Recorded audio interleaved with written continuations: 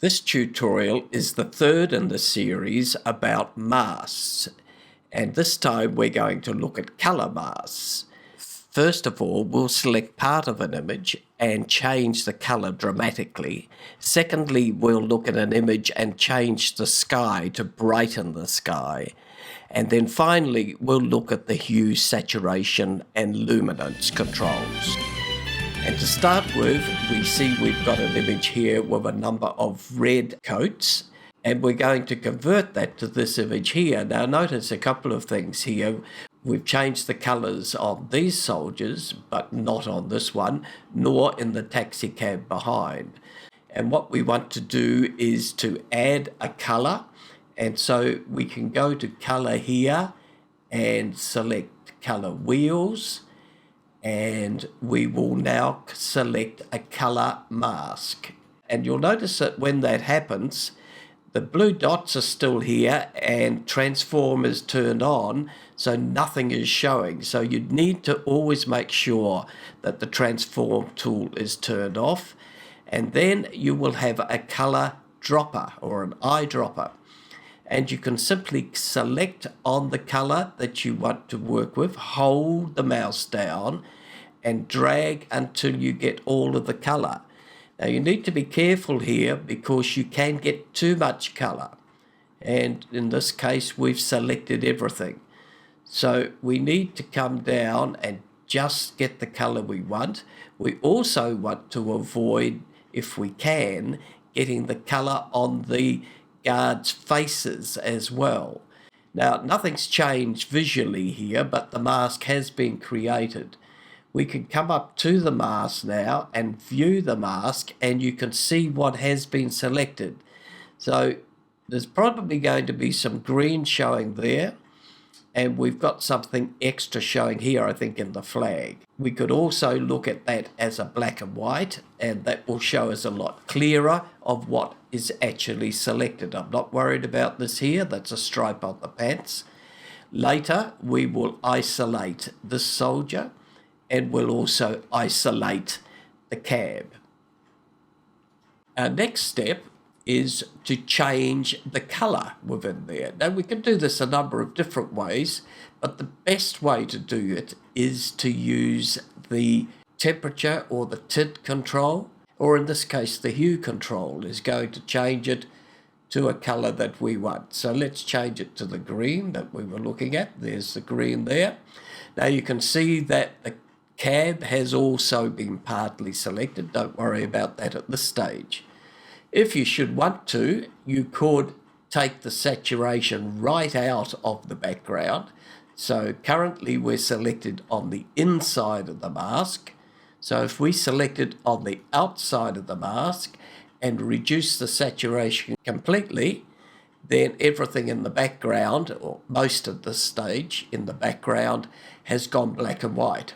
Our next step is to isolate the cab. And to do that, we're going to come to our draw mask, and we're going to drag a draw mask on top of the clip. And we're also going to reproduce the clip underneath. So we will drag with the Option key down, create a second version underneath. Now that second version, we need to turn off the color correction and the draw mask. Back to the top clip, and we can add control points around the cab. But first of all, let's take the size up a little so we can see what we're working with. And if we put control points here, taking into account the soldier's arm,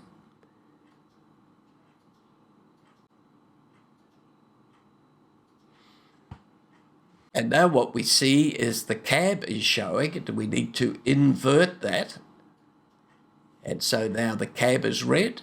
And if we move over here now to the soldier here, we can add another draw mask. Take that around the soldier here.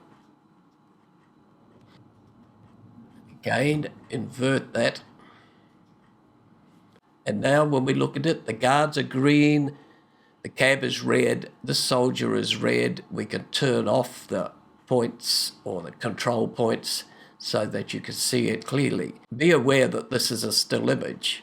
If it were a video running here, the green would continue to stay in place, but you would need to keyframe those cutouts. You should try to avoid having to add those extra cutouts or draw masks, because that will cause a lot of extra work. Now let's have a look at how we can improve an image with this color correction mask.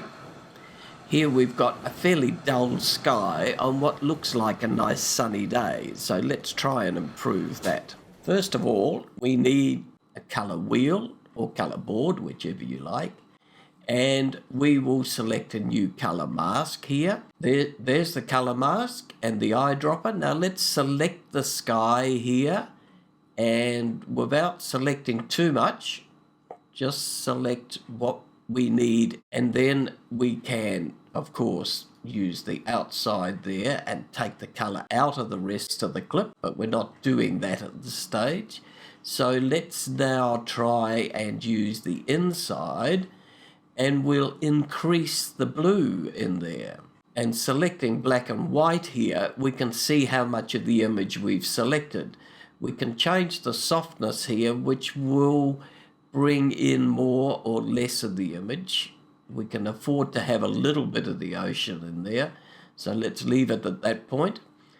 Come back to our image here, and here is the sky, a lot bluer than it was before. Let's increase some of the brightness in that. Drop down, bring up some more color here, perhaps select the blue more, so it gives a more intense color. Now I can see at the top there on the right hand side that we're losing some of the color, so let's bring this up a little and select that back again, and look how bright the sky is now compared to what it was originally. And I'd finally like to look at the HSL effects within the color masking. This will give you the ability to fine-tune the color dependent on the hue, saturation, and luminance of the image. The best example of this would be using it on a face. So we're going to, in this case, select our color inspector and select the color wheels, and we will select the color mask, and we'll make sure that the HSL is turned on before we start selecting the image.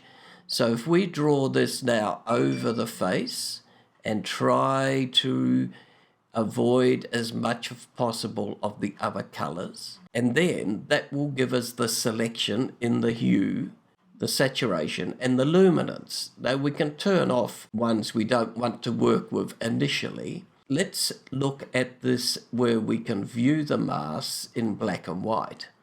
And here we can see much clearer of what we're trying to select. So we're trying to select as much as the face as possible.